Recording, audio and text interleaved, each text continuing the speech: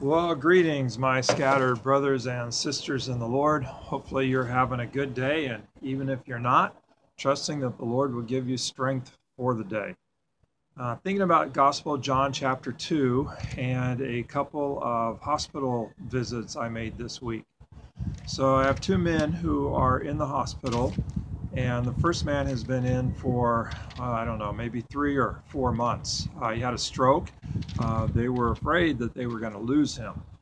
Pretty intense. But he has come through that, and it's been a very slow process of recovery, but he is getting stronger and he's doing well.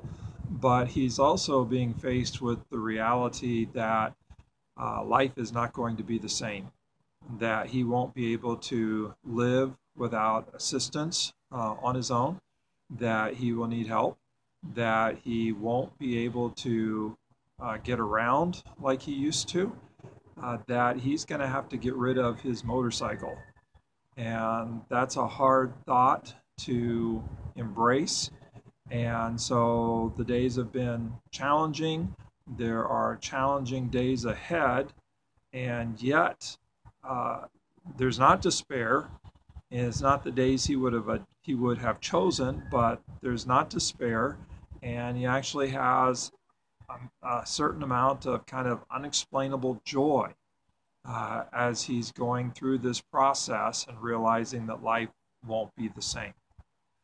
Man number 2 has liver disease, and he had been under the hope that he would be able to get a liver transplant and that heal from that, recover from that, and life would be good.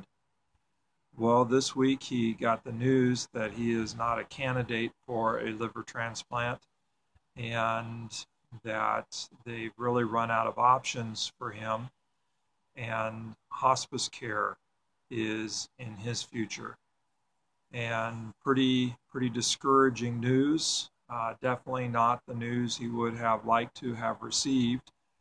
Just tough. And yet, despair was not in his room either. And that there was a certain kind of unexplainable joy in his room and about him, even as he was grappling with the reality that he doesn't have long to live, that the next step is hospice care. And so I've been thinking about these two men and the joy that they have for facing difficult days they would have never chosen for themselves, and yet able to face those days without despair, but with a certain amount of joy, kind of an unexplainable joy. And the only way I know how to explain the unexplainable joy is that both these men know Jesus. And that's what takes me to John chapter 2. That John chapter 2, we've seen how Jesus is at this wedding. They've run out of wine, and yet Jesus is able to take what's empty and to fill it with a wine that surpasses anything that they've ever had before. Jesus is the one who takes emptiness and turns it into joy. And we've also seen how Jesus was at the temple and how there was a lot of buying and selling of oxen and sheep and doves and money changers at their tables. And Jesus goes into the temple and disrupts business, drives out the money changers and the oxen and the sheep. And that Jesus is saying, no, this is my Father's house. You've turned it into a market. And his Father's house is supposed to be a house of prayer, a house of connecting with God. The authorities want to know where Jesus gets the authority to disrupt business.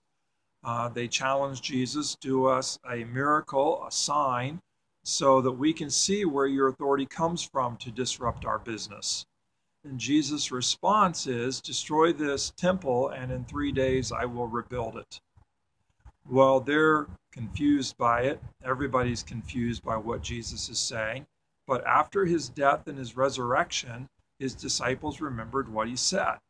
And they realized that the temple he was talking about was his body. You see, I think that's the key, is that Jesus is the temple. Jesus is the abiding place of God. That just as Jesus remained with the Father, so the Father remained with Jesus, and so that when you come into the presence of Jesus, you come into the presence of God. That Jesus is the temple, the meeting place with God, the place where God resides, the one in whom God resides. And so when you know Jesus, it's like being in the temple. That when you know Jesus, you have the assurance that the Father knows you, the Father hears you, and the Father has grace for you. I think that's what was going on, or what is going on with these two men, that they know Jesus. And so in knowing Jesus, they know the one in whom God abides, and they become part of that fellowship of Father, Son, and Holy Spirit. They're children of God.